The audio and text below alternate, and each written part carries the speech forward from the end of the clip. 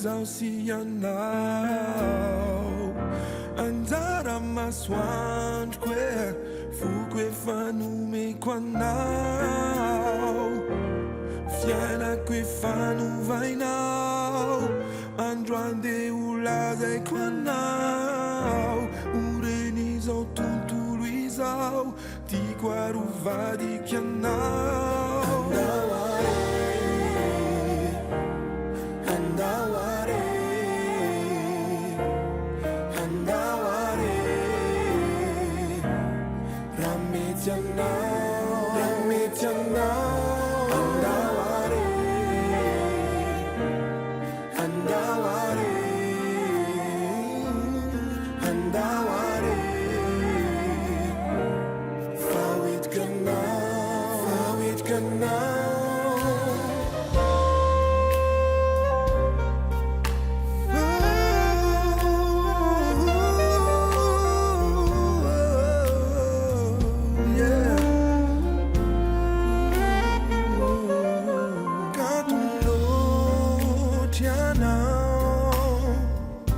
Velanao ratsianao aupitranariko anao